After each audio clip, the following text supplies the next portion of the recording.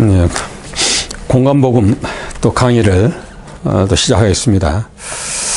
이 시간은 이제 제14장 해방 이후의 성경에 대해서 14장 해방 이후 성경이 어떻게 발전되어 왔고 어떻게 우리에게 그 메시지를 전달하고 있는가 하는 것을 잠시 한번 또 살펴보겠습니다. 개역 개정관의 그 아버지격인 성경전서, 개역 한글판이죠. 1962년 또 판입니다. 이 성경은 초기 성경과 달리 현대 성경 모양새를 거의 갖췄다라고 보면 되겠습니다. 한글 맞춤법 통일안에 따라 성경 개혁의 그 고유체를 현대어로 바꾸어 띄어쓰기를 적용했기 때문입니다. 성경 개혁이 나온 이후 45년 해방이 될 때까지 새로운 번역 성경이 나올 수 없었던 것은 여러분이 잘 아시다시피 일제의 언어말살 정책 때문입니다. 우리말 성경을 제작하고 배포하던 영국 성서공회에 대한 일제의 탄압이 본격화됐기 때문입니다. 일본 총독부는 38년 성서공회의 이름을 조선성서공회로 바꾸도록 한 뒤 1941년 성서공회를 아예 일본의 손에 넘겨버리게 됩니다. 그래서 중단됐던 성경 발행 사업이 다시 활기를 띈 것은 해방을 맞이하면서부터 시작하는 것인데요. 조선 성서공회는 48년 독립된 기구로 재단법인 대한성서공회로 이름이 바뀌게 됩니다. 독자적으로 성경을 인쇄할 수 없었던 대한성서 공회에서는 한동안 미국과 또 영국, 일본의 인쇄소가 가지고 있던 성경 개혁의 시판을 인쇄하고 그것을 들여와 보급하기 시작합니다. 그러다가 48년부터 서울에서 인쇄가 가능하게 됐죠. 당시 사용되던 성경 개혁은 조선의학회가 제정한 한국 맞춤법을 적용하지 않아 시대에 한참 뒤떨어졌다고 하는 평가를 받기도 했습니다. 한국교회는 성경을 통해 한글 발전과 보급에 큰 역할을 했음에도 불구하고 국정교과서나 언론 출판계와 달리 맞춤법 통일안을 외면해서 아쉬운 점도 있었습니다. 따라서 성서 출판에도 새 맞춤법을 적용해야 한다는 목소리가 높았던 것이죠. 조선학회를 비롯해 교계 중진 인사들이 대한성서공회나 교단 최고기관에 건의안을 내놓고 맞춤법 적용을 촉구하게 됩니다. 이런 상황에서 조선학회가 개정 한글 맞춤법 통일안을 1948년에 발표하게 됩니다. 그러자 교계에서는 이를 계기로 옛 철자법을 버리고 새로운 맞춤법에 따라 성경을 출판하자는 자성의 목소리가 아주 번물처럼 쏟아져 나왔던 것이죠. 그러므로 한글 맞춤법에 따른 그 개혁 성경은 어떤 것인가? 대한성서공회는 즉시 새 맞춤법에 따른 성경반의 작업에 착수하게 됩니다. 이에 따라서 성경을 성경으로 창세기로 본다는 천지 등으로 바뀌게 됩니다. 그러나 이 작업이 완성 단계에 이를 무렵 불행하게도 육묘전쟁이 발발하게 되죠. 그래서 또 성경 작업이 암초에 부딪히게 됩니다. 대한성서공회 총무 임영빈은 전쟁 당시 공산군의 감시를 받은 상황에서 성경 원고를 지키기 위해 목숨을 걸고 항아리에 담아서 땅속 깊이 묻어두게 됩니다. 임 총무는 보관하고 있던 원고를 일본으로 가져가서 미국 성수공회와 영국 성수공회의 도움으로 성경을 다시 출판하게 됩니다. 참으로 우여곡절 끝에 1962년 개역 한글판 성경이 나오게 됩니다. 구약은 1224면, 신약은 399면으로 2단 새로 쓰기로 만들어집니다. 새로 쓰기 성경 보셨죠? 보신 분 있을 겁니다. 만들어집니다. 개역 한글판이라 이름을 붙인 것은 한글 맞춤법 통일안에 따라 성경을 개역했다는 뜻입니다. 대한성서공회는 개역 한글판을 몇 차례의 원문 대조와 또 검토를 거쳐서 출시하게 됩니다. 개역 한글판 완성본은 52년 판의 오류를 재수정해서 56년 출시됐으며 다시 번역 내용과 표기법을 손질해서 61년도에 발행하게 됩니다. 이렇듯 현대 성경의 기틀을 놓은 성경전서 개역 한글판은 맞춤법에 맞게 개정하라는 시대의 요구에 따른 것이며 전쟁 상황에서도 목숨을 걸고 원고를 지켰던 이들이 있었기에 오늘날 우리는 이 성경을 볼 수 있게 되는 것입니다. 성경 개역과 개역 한글판 성경의 확연한 차이는 마태복음 5장 1절에서 4절을 비교해보면 쉽게 알 수 있는데, 예수께서 무리를 보시고 산에 올라가 앉으시니, 산상수훈이죠. 제자들이 나온지라 입을 열 가르쳐 가라사대 심령이 가난 자는 복이 있나니 천국이 저희 것이요 애통한 자는 복이 있나니 너희가 위로를 받을 것이며, 이 본문을 성경전서 개역 한글판 1956이 오늘에 이르게 되어 있습니다. 개역 성경에는 다양한 문장 부호가 또 사용이 되는데요. 다른 책에서 흔히 볼 수 있지만 개역 한글판 성경에서 찾아볼 수 없는 문장 부호가 바로 마침표와 물음표입니다. 개역 한글판 성경은 이들 부호가 없기 때문에 성경을 읽을 때 어떻게 되죠? 문장의 시작과 끝을 문맥에 의존하거나 절 구분에 따라서 구별해야 하는 그런 어려움이 좀 있었습니다. 맞춤표, 물음표는 없지만 개역 한글판 성경은 각종 부호들이 사용되었습니다. 대표적인 부호는 이름표, 홀입니다. 또 각설표, 좀 앞으로 뒤에 기록하겠지만은 이름표는 이름이나 장소를 표시할 때 쓰이고, 외줄은 사람 이름의 겹줄을, 또 장소명이나 족속 이름에 그어져 이렇게 쭉 그어놓게 합니다. 이스라엘 왕과 유다 왕 여호사밧, 그래서 이스라엘과 여호사밧에는 외줄이, 유다에는 겹줄이 그어져 있습니다. 그러나 하나님의 이름 여호와, 또 홀, 또 예수, 이런 경우에는 옆줄을 그치 않았습니다. 각설표는 본문을 단락으로 나눌 때 사용했으며 세 단락의 첫 머리에 위치하고 있습니다. 예를 들어 구약 959페이지 아가서 1장 1절부터 2절에서 5절까지의 각설표가 9개가 쓰여져 있습니다. 이 페이지는 아가서 편집한 편집자들이 말과 신부의 대사, 합창된 노래, 신랑의 대사 등 여러 단락이 들어 있습니다. 음역표는 히브리어나 또 히라버를 번역할 때 그 해당어가 우리말에 없거나 또 원어의 의미를 알 수 없을 때 그 음역된 단어에 표시하기도 합니다. 또 그침표 나오는데 각주나 난해 중에서 가장 절을 표시할 때 쓰입니다. 쉼표는 의미가 중단되어 읽을 때나 잠깐 쉬는 것이 좋은 자리 이름이 나열되는 곳에 쓰이기도 합니다. 느낌표나 부르짖는 때 사용되는 그 사용이 극히 제한되어 있습니다. 꺽쇠표가 있고요. 직접 화법이나 인용문에 사용하지만 개역 한글판 본문에서는 아주 드물게 사용되는 꺽쇠표입니다. 너는 정금으로 패를 만들어 안을 새기는 법으로 그 이외에 새기되, 또 여호와의 성결 이러하는 그런 부분에서는 이렇게 꺽쇠표를 사용하기도 했습니다.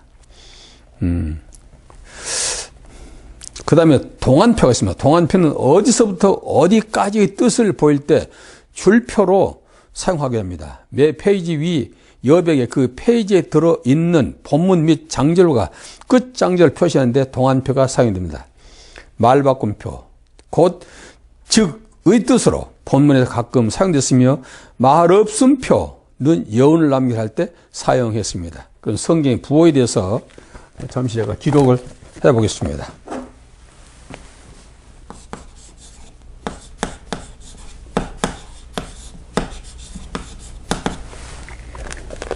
자, 이름표.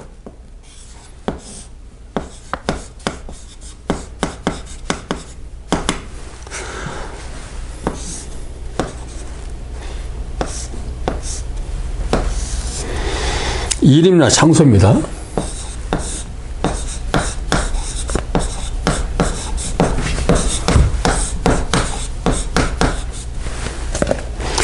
또 음역표.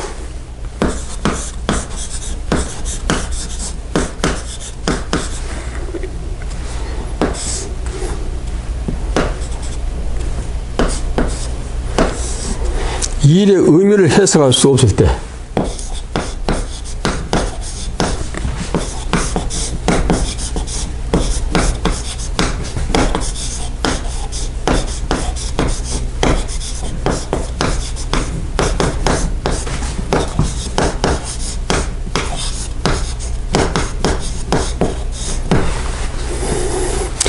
묶음표.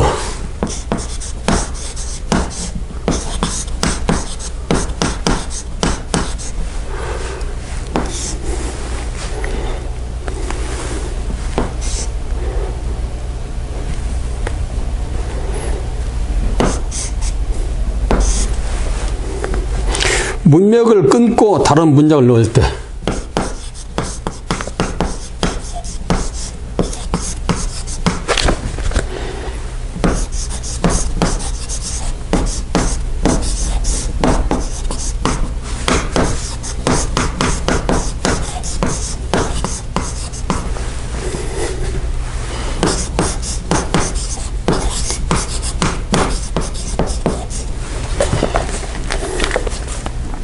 그침표.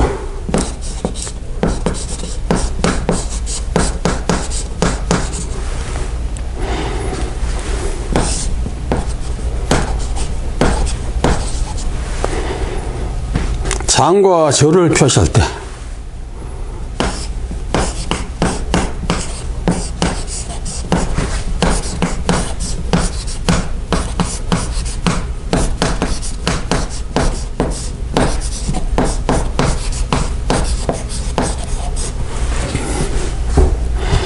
또 쉼표.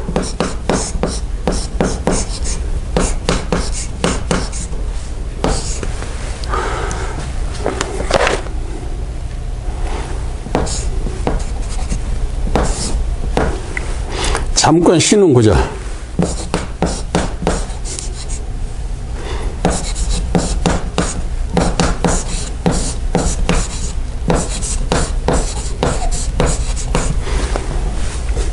또 느낌표.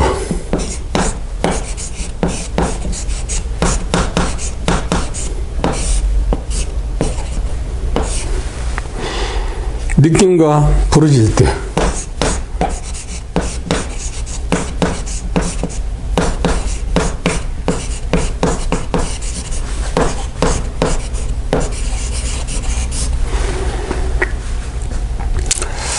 또 꺽쇠표.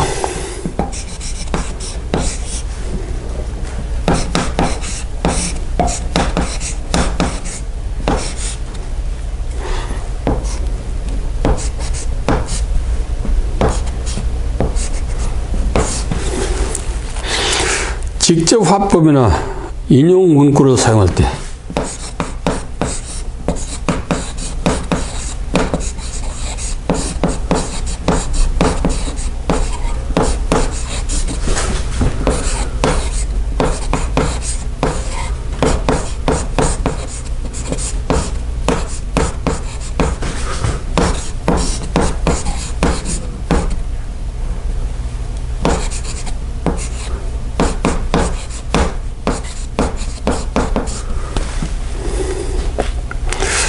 동안표.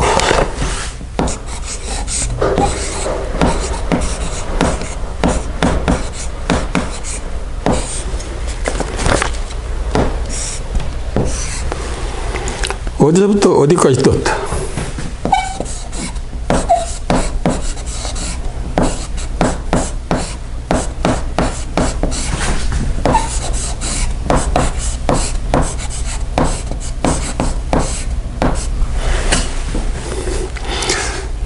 말없음표.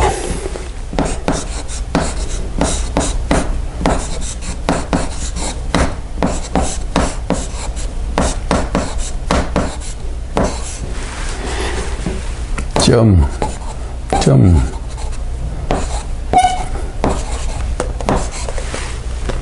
여운을 남겨 싶을 때.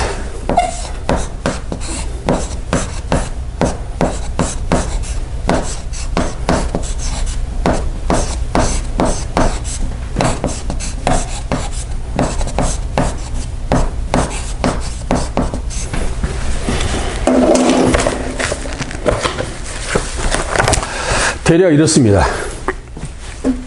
자, 이름표입니다. 이름이나 장소를 표기할 때 이렇게 표시하고요. 음역표. 일의 의미를 해석할 수 없을 때. 그 다음에 묶음표는 문맥을 끊고 다른 문맥을 넣을 때. 그 다음에 그침표, 장과 절을 표시할 때. 또 쉼표, 잠깐 쉬는 구절. 느낌표, 느낌과 부르짖을 때. 꼭새표는 직접 화법이나 인용 문구를 사용할 때. 그 다음에 동안표는 어디서부터 어디까지. 말없음표, 여운을 남기고 싶을 때. 이렇게 부호를 달아서 성경을 개역 개정을 출시했다. 그렇게 성경 말씀하고 있습니다. 그러면은 자, 해방 이후의 성경에 대해서 살펴보겠습니다. 자, 신약 성경 새 번역에 대해서 자, 성경도 한글 맞춤법에 따라야 한다는 시대적 요청에 따라서 발간된 성경전서 개간 글판입니다. 개역 한글판. 자, 그러나 1952년 문어체를 많이 사용하고 있었기 때문에 여전히 젊은 세대에서 친숙하지 못하다는 약점들을 갖고 있었습니다. 뿐만 아니라 1947년 사회사본이 발견되고 그동안의 성서 고고화 및 비평학에 대한 연구 결과를 수용하지 못했다는 지적이 줄기차게 제기되고 있을 때입니다. 이런 이유로 인해서 해방 후 신학자들은 개별적으로 사역 성경을 시도합니다. 특히 50년에서 60년대에 영국과 미국, 일본 성서 공회가 구어체 신구약 성경을 내는 등 세계적 흐름은 새 번역 성경을 출간하는 추세였기 때문에 한국 교회가 그냥 마냥 구태의연한 그냥 문어체 성경에만 머물 수가 없었다고 얘기합니다. 그래서 급격한 환경 변화에 의하여 그 번역이 요구됐다 그 말이죠. 이에 배경에는 나오는 것이 신약성서 새번역입니다. 이 1967년도입니다. 이 새번역 성경은 1938년 문어체 성경 계획에 나온 지 30년 만에 출시된 쉬운 우리말 성경이기도 합니다. 이 성경은 한 세대 만에 딱딱하고 읽기 어려운 문어체 성경 흐름을 깨고 구어체를 했습니다. 그 목적은 우리말에 잘 나타나 있습니다. 이 새 번역은 현재 우리가 쓰고 있는 개역 성경이나 구역 성경에 익숙한 교원들보다는 성서에 익숙하지 못한 사람들, 그 중에도 현재 한국 인구의 70% 이상을 차지하는 3세 이하 청년들을 위하여 번역된 것이기도 합니다. 따라서 전도를 목적으로 하고 번역된 것이 바로 신약 성서 새 번역이기도 합니다. 새 번역 성경은 초기 성경 번역 시대 선교사에 의존했던 것과 달리 한국인이 독자적인 힘으로 번역이 됩니다. 외국에서 신학을 공부하고 귀국한 학자들이 있었기 때문에 성경 번역의 여건이 자연스럽게 조성되기도 한 것이죠. 대한성서공회는 이 새 번역위원회를 조직하고 번역위원장의 전경련, 초역위원회 박창환, 김칠순, 서기의 정용석, 이상호, 박상중 등을 선출을 합니다. 자, 어려운 낱말을 쉽게 풀었다 그러는데, 자, 번역자들은 형식의 일치성, 번역을 목표로 하되 내용 동등성 번역, 내용 동등성 번역을 동시에 염두에 뒀다 그랬습니다. 60년 9월에 번역에 착수한 이래 초역에 4년 검토, 작업에 3년 쏟아부은 다음 67년 한국계 성도들에게 내놓게 됩니다. 7년이죠. 새 번역 성경 원문은 개신교와 카톨릭에서 널리 인정받고 있는 네슬레판 그리스어 신약을 채택했습니다. 번역위원들은 이 원전에 충실하게 노력했으며 문맥상 불가피한 부분은 다른 원전을 참고하기도 합니다. 어려운 낱말은 따로 풀이했으며 구약 성경에서 인용한 부분은 책 뒤에 수록을 합니다. 새 번역 성경의 특징은 다음 글에 잘 나타냈습니다. 개역은 글체인데 새 번역은 말체입니다. 개역은 이해하기 어려운 글귀가 많은데 새 번역은 누구나 이해할 수 있게 풀었다는 뜻이죠. 개역은 문장이 딱딱한데 새 번역은 부드럽다. 개역은 문장이 기성세대 곧 청년들을 표주하고 문장을 만드는데 새 번역은 새 시대 곧 청년들을 표준하고 문장을 만들었다는 것이죠. 그러니까 결국은 새 번역 성경은 젊은 청년들을 위주로 하여 딱딱한 부분이나 이해하기 어려운 부분들을 이해하기 쉬운 말로 바꾸어서, 말로 바꿉니다. 구어체입니다. 말로 바꾸어서 성경을 번역했다는 것이죠. 과연 그렇다면은 성경에 기록된 말처럼 과연 이렇게 해도 되는 것인가 하는 것은 여러분들 스스로 판단해 보시기 바랍니다. 어느 것이 정말 원문에 가깝고 어느 것이 하나님 뜻에 합당한 성경인가 하는 것을 여러분들은 이쯤 강의를 들었으면 어느 정도 분별이 될 줄로 압니다. 성서 본문이 이 경어체로 된 것이 특이하며 번역 과정에서 예수의 말씀도 하였습니다. 말씀으로 하였습니까로 번역했다가 초판 발행 시에는 예수의 말씀만 하였는가로 바꿨습니다. 새 번역 성경은 신약 각 권의 제목까지도 쉽게 풀었습니다. 일례로 마태복음을 마태가 전한 복음서, 또 베드로전서는 베드로의 첫째 편지, 요한계시록은 요한이 받은 계시 등으로 표현을 합니다. 제목처럼 쉬운 내용으로 새 번역 성경은 장년층보다는 청소년 측이 보수적 교단보다는 진보적 교단에서 널리 사용하게 됩니다. 특히 주일학교 아동용 성서로 인기를 끌기도 합니다. 출시 당시 새 번역 성경은 11만 부가량 판매되는 기염을 토해내기도 했습니다. 비슷한 시기 개역 한글판 성경이 13만 부 팔려나갔던 것과 비교해 본다면 상당한 인기를 끌었다고 할 수가 있겠습니다. 새 번역 성경은 93년도까지 매년 6만 내지 10만 부가 꾸준히 보급되었습니다. 자, 우리가 이제 성경을 문어체를 써야 말은 옳은 것인지 과연 구어체 써야 옳은 것인지 하는 것은 이미 성경 베드로후서에서도 잘 나와 있는 말씀인데 한번 읽어보고 가겠습니다. 자, 베드로후서 3장 16절 펴셔서 여러분들도 한번 살펴보시 바랍니다. 자, 또 모든 편지도 이런 일에 관하여 말하였으되 그 중에 알기 어려운 것이 더 있으니 자, 무식한 자들과 굳세지 못한 자들이 다른 성경같이 그것도 억지로 풀다가 스스로 멸망에 이른다는 겁니다. 생명에 이른다는 것이 아니라 멸망에 이른다고 말씀했어요. 이 말씀은 베드로가 말한 것이 아니죠. 베드로를 통해서 성령께서 하신 하나님의 말씀입니다. 그런데 중요한 것은 그중에 알기 어려운 것이 더 있다는 것이죠. 이해하기 어려운 말, 난해한 구절들, 이런 구절들이 성경에 수없이 많습니다. 왜 하나님께서 하나님의 말씀을 모든 자들이 다 보고 읽고 믿음을 가져 영생에 이르는 것이 원칙이라면 아주 쉬운 말로, 그 시대에 맞는 말로 이렇게 기록할 수 있도록 하나님께서 처음부터 허락하지 아니하셨는가 하는 것이죠. 우리는 이런 문제를 잘 살펴봐야 됩니다. 그런데 문제는 알고 그런 것이 들어있는데 이것을 무식한 자들과 굳세지 못한 자들입니다. 자, 무식한 자들, 굳세지 못한 자들은 과연 누구를 보고 무식하다는 것인가? 근데 성경은 또 말하죠.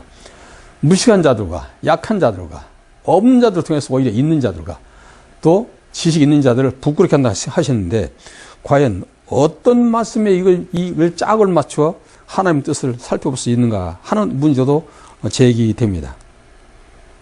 우리가 이사야 34장 16절을 보면은 여러분들 잘 아신 말씀이잖아요. 자, 이사야 34장 16절을 보면은 너는 여호와의 책을 자세히 읽어버렸어요. 자세히 읽어보라. 이것들이 하나도 빠진 것이 없고 하나도 그 짝이 없는 것이 없으리니 이는 여호와의 입이 이를 명하셨고 여호와의 신이 이것들을 모았다.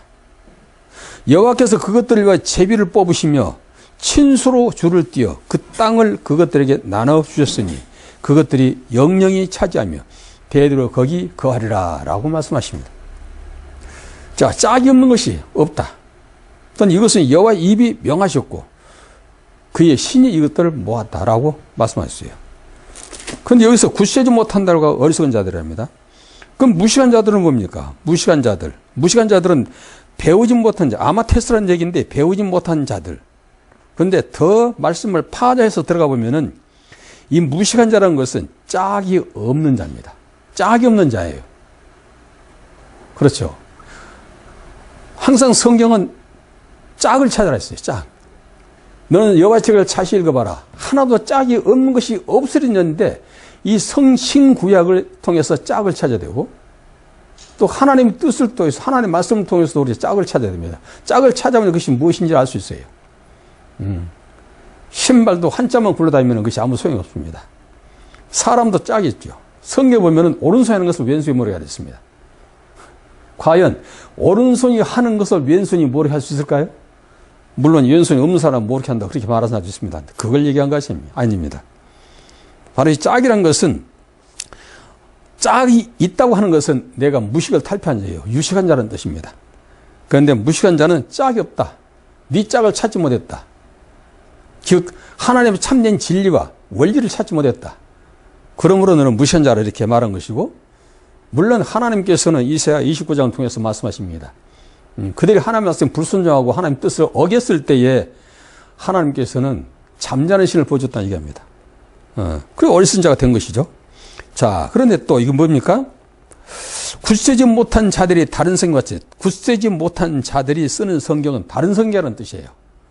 이제 굳세지 못하다는 얘기는 어떤 뜻이 되겠어요? 아주 불안정하고 고정시킬 수 없는 흔들린 자, 좌랑 우락 흔들린 자, 갈대 같은 자, 그런 자들을 굳세지 못한 자들입니다. 어떤 외부로부터 어떤 압력, 어떤 이권, 어떤 사람의 생각, 많은 사람들이 구어체를 써야 된다. 문어체는 안 된다. 문어체는 원문 그대로 낱말 하나하나를 원문에 찾아서 하나님 뜻을 그대로 피력하고자 하는 것이 그 문어체인데, 문어체를 거절하고 좀 있게 딱딱하니까 거절하고 오히려 구어체, 사람들이 대화하는 식으로 아주 부드럽게 소설처럼 어떤 신문 잡지처럼 이렇게 부드럽게 상대방을 이해시키기 위해서 총동원시켜, 하는 방법을 총동원시켜서 성경을 기록하는 거, 이것이 바로 구어체입니다. 그런데 구어체를 선호한다는 얘기죠. 이것이 오늘날 새 성경은 구어체로 있다, 이렇게 말씀하셨는데, 이게 바로 굳세지 못한 자들이 쓴 성경이다, 그렇습니다. 굳세지 못한 자들이 쓴 성경은 바로 여기서 뭐랍니까? 다른 성경을 말합니다. 다른 성경. 다른 성경같이 그것도 억지로 풀다가 스스로 멸망한다. 억지로 풀어서는 안 되죠. 오직 성경은 성령의 감동을 받은 사람들이 기록한 책이기 때문에 성령의 인도를 받지 않고서는 성경을 풀어 해석할 수 없을 뿐더러 기록해서도 안 됩니다. 그러므로 예수님께서 요한복음 15장 26절에 성령이 오시면 그가 나를 증거할 것이다. 나는 사람의 증거를 받지 않는다 분명히 말씀하셨습니다. 그런데 어찌 이 성경을 기록하고 번역하고 필사하는 사람들은 사람의 증거를 통해서 사람에게 잘 가르치고 이해를 돕기 위해서 성경을 자기 멋대로 의역을 하고 또 가감시켜서 하나님 말씀을 기록했는가 하는 것에 대해서는 이 또한 하나님께서 허락하지 않으면 안 되겠지만은 우리는 여기서 참 하나님의 뜻이 무엇인지 진리를 찾아가는 그런 지혜로운 하나님의 종들이 돼야만 될 줄로 아는 것입니다. 그러므로 이 굳세지 못한 자들은 결국 스스로 멸망에 빠진다. 물론 계시록 22장에도 17절, 18절, 19절로 동일하게 나옵니다. 한 말씀만 빼도 한 말씀은 더해도 모든 재앙을 당할 것이고 생명과를 먹었으니 길을 막아버리겠다. 그러면 영원한 멸망에 빠진다는 얘기인데 이런 말씀들을 기록하면서도 구태 왜 구어체를 강조하고 구어체를 선호해서 하는가 하는 것은 결국 교인들을 얻기 위한 방법입니다. 교회의 양적인 부흥을 위한 것이다. 그런 얘기. 왜? 30대 이후에 젊은 층이 성경을 보고 이해를 빨리 얻을 수 있도록 하는 방법이 그 논제 이후에 나타나는 사건이 바로 구어체다. 이렇게 보시면 되겠습니다. 그렇게 기록하고 있는 것이에요. 그런데 그 책이 매년 6만에서 10만 부가 꾸준히 지금까지 보급되고 있다. 이런 얘기입니다. 자, 새로운 성경 번역의 가능성에 대해서 말씀을 살펴보겠습니다. 새 번역 성경의 장점은 디모데전서 1장 1절부터 2절이 비교해보면 쉽게 확인할 수 있습니다. 우리 구주 하나님과 우리의 소망이신 그리스도 예수의 명령을 따라 그리스도 예수의 사도된 바울은 믿음 안에서 참아들 된 디모데에게 편지하느니 하나님 아버지 그리스도 예수 우리 주께로부터 은혜와 긍휼과 평강이 내게 있을지어다. 성경여서 개역 한글판 1952년도 판입니다. 우리 구주이신 하나님과 우리 희망이신 그리스도 예수의 명령으로 그리스도 예수의 사도된 바울은 그 믿음으로 낳은 아들 디모데에게 편지합니다. 자, 하나님 아버지와 우리 주 그리스도 예수로부터 은혜와 자비와 평안이 그들에게 있기를 바랍니다라고 이렇게 세 번째 돼 있어요. 바랍니다라고. 그러니까 평강이 있을지어다를 바랍니다라고 했습니다. 새 번역은 이전의 성경전서 개역한 한글판과 비교한다면 자유스러운 내용 등 번역에 가깝지만 이후 출간된 공동번역 신약 성서 1971년도 판에는 보수적인 지역에 가깝다 할 수가 있겠습니다. 새 번역 성경 작업은 카드력과 함께 진행한 공동 번역 성서 때문에 잠시 중단되기도 합니다. 대한성서공회는 84년부터 다시 구약 번역을 시작해서 10년 만에 번역을 마치고 93년 표준 새 번역이라는 이름의 새 번역 성서를 만들어냅니다. 이 새 번역 성경은 문체의 전면적 변경과 함께 애역의 난해한 표현을 아주 쉬운 표현으로 자유롭게 바꿨기 때문에 새로운 번역 성경의 가능성을 제시하게 됐죠. 개역 한글판 성경과 공동번역 성서의 징검다리 역할을 한 새 번역 성경은 현대 성경의 기반으로와 한국 신구약 번역사에 지대한 공헌을 남겼다고들 얘기를 합니다. 당시 평가와 반응에 대해서 한번 살펴보겠습니다. 그 당시 대한성서공회는 새번역 성경을 내놓기 전인 1963년 새번역 마가가 전한 복음서, 가정판, 만부를 비매품으로 만들어 교계의 의견을 듣게 됩니다. 이 같은 노력은 한국 성경 번역 역사상 처음 있는 일이기도 합니다. 하지만 평판은 그리 좋지 못했다. 당시 새번역 문체에 대한 인식은 용어 논제에서 읽을 수 있습니다. 61년 7월자 모 기독교 주간지에 번역위원 중 한 사람이 예수를 지칭했던 인자를 사람의 아들로 썼고 이것이 화근이 되면서 논쟁이 벌어지기도 했습니다.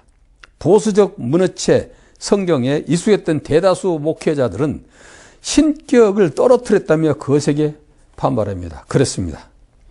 인자와 사람의 아들은 전혀 다른 얘기 되겠습니다.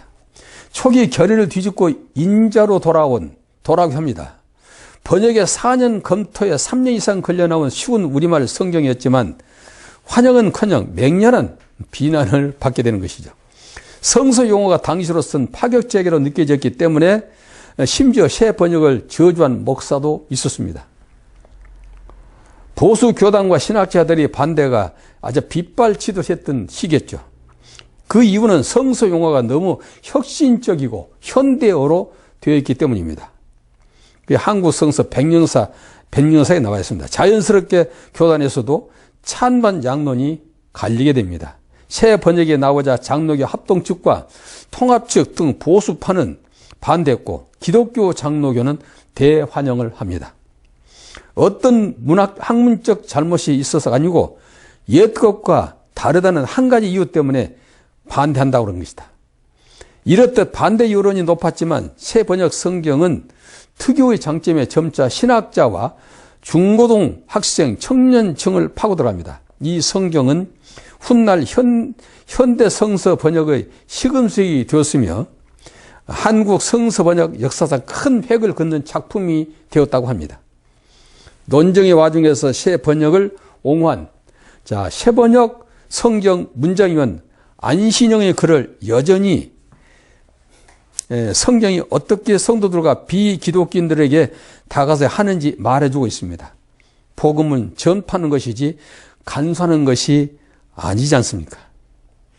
새 번역이 말체이기 때문에 경건매가 없다고 하실 겁니다. 많은 오늘날 성경은 선반 위에 높이 모실 것이 아니라 손에 들려서 참 손때가 무대할 것이 아니겠는가, 그렇게 성서학회에서 말한 바도 있습니다.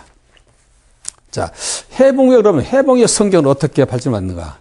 한국 성서 번역사에 있어서 가장 획기적인 사건을 꼽으라고 한다면은 공동번역 성서입니다.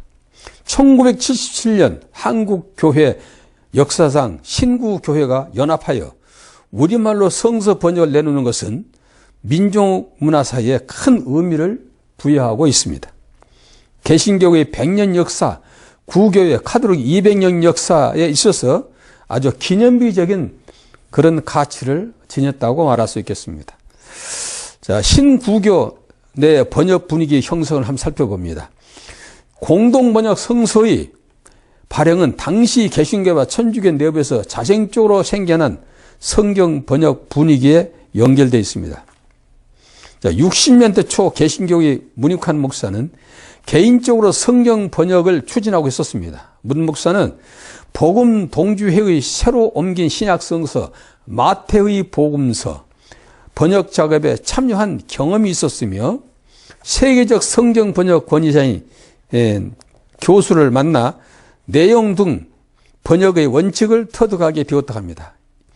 이에 따라 63년부터 본격적인 성경 번역에 착수하게 됩니다.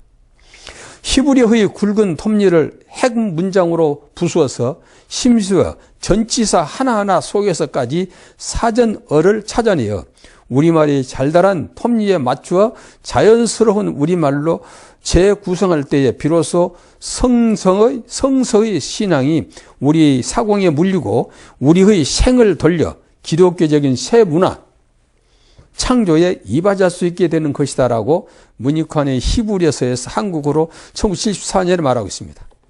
특히 문익환 목사는 성경번역에 있어서 교회와 사회를 갈라놓는 말에 담을 허물어야 한다고 강조합니다. 말은 생각과 뜻의 표현일 터인데 성서에 담겨있는 그 깊은 뜻을 바로 알고 바깥에 전하는 교회와 사회를 가르는 말이 담을 허물어야 한다. 문익환이 새 것이라는 그 책에 기록되어 있습니다. 천주교의 선종한 신부도 59년부터 개인적으로 구약성서 번역을 하고 있었는데 63년까지 9권의 성서를 번역했답니다. 이처럼 개신교와 천주교에서 성서 원문에 충실한 새로운 번역이 개별적으로 추진되다가 신구약 교회 지도자들을 한해 성서 번역을 공동으로 추진하자는 움직임이 본격적으로 일어나게 됩니다. 68년 1월 신교구 대표들은 공동위원회를 조직하고 성경 번역 역시 세계 성서공회 연합회와 바티칸이 합의한 원칙과 공동위원회가 제정한 번역 원칙에 따라 성경을 번역한다는 원칙을 세우게 됩니다.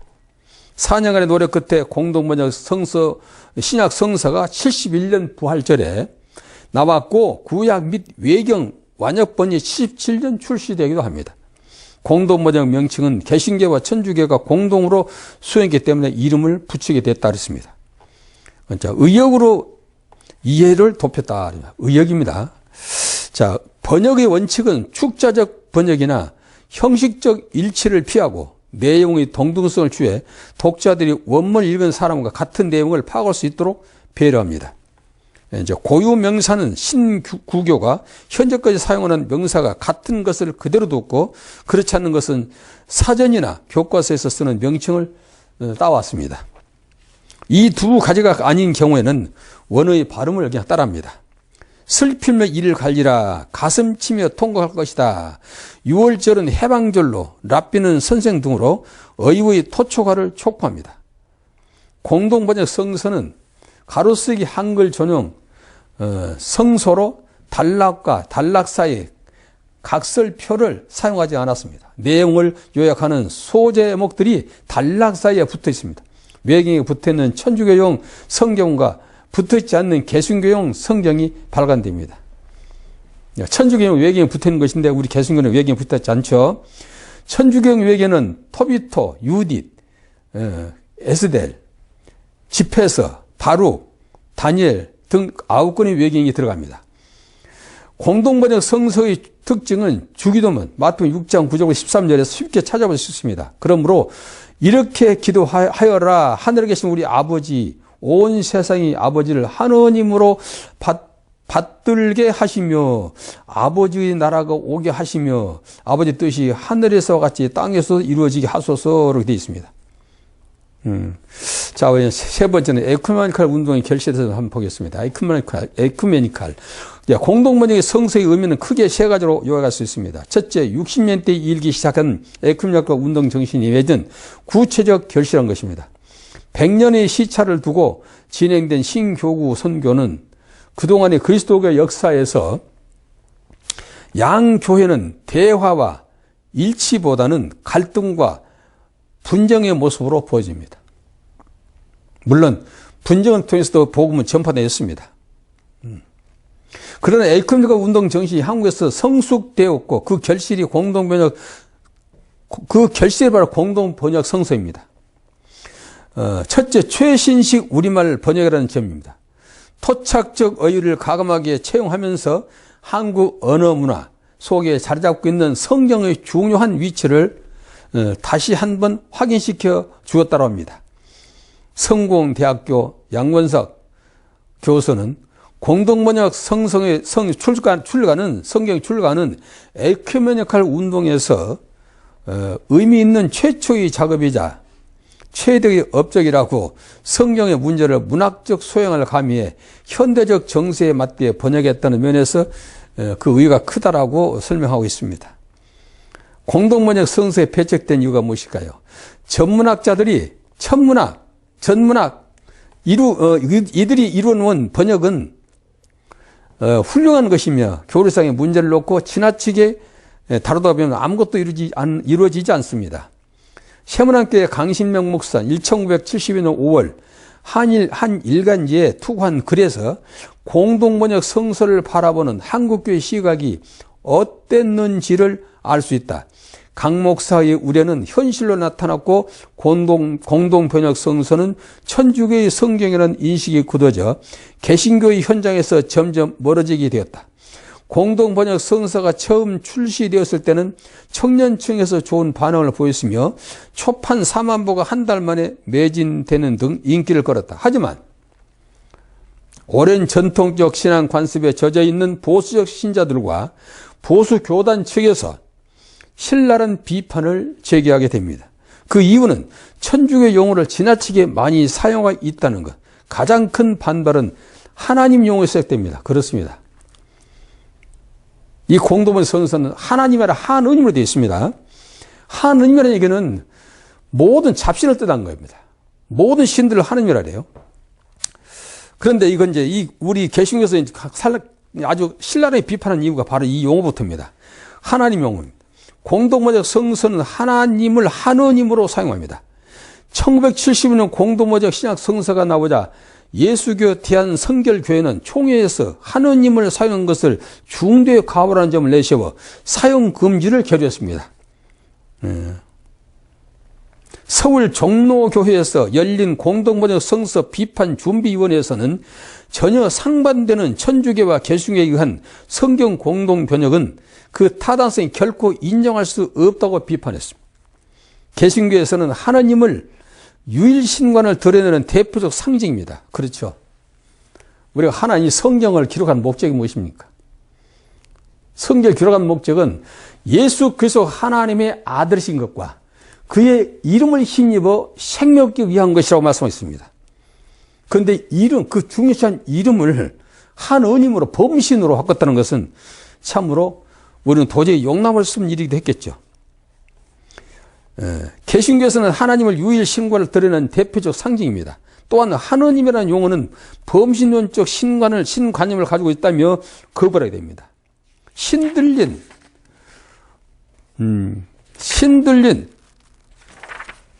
번역이며 이 하느님이라는 것은 신들린 번역이며 구약에는 성령 모독죄가 됩니다.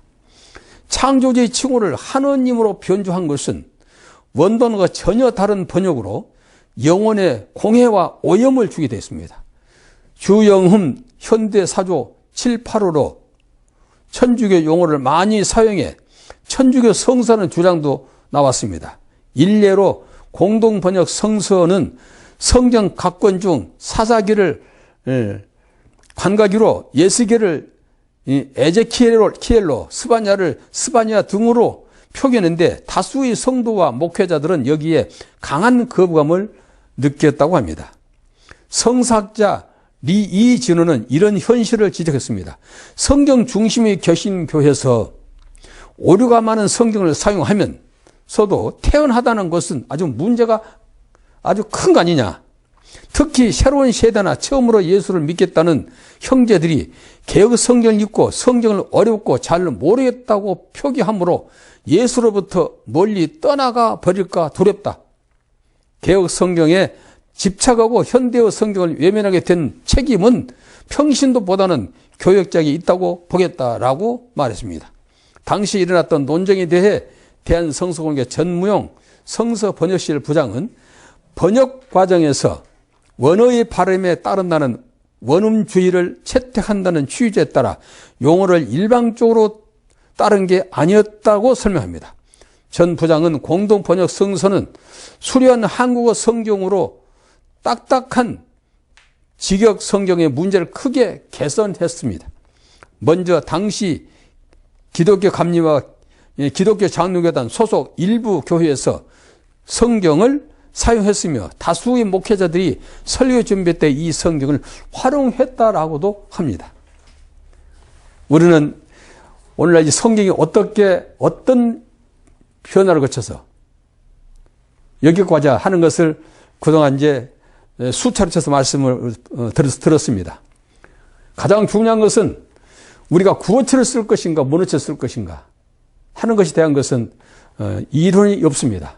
우리는 반드시 원문 그대로 원문에서 기록한 하나님의 말씀과 뜻을 바로 기록하지 못한다면 그 성경은 잡지책에 불과할 것이 될 것입니다. 우리는 이 성경부터 잘 선택해서 참으로 하나님 뜻을 알고 믿음에 굳게 서는 모든 우리 성도님 되시기를 예수님으로 축원합니다. 마치겠습니다.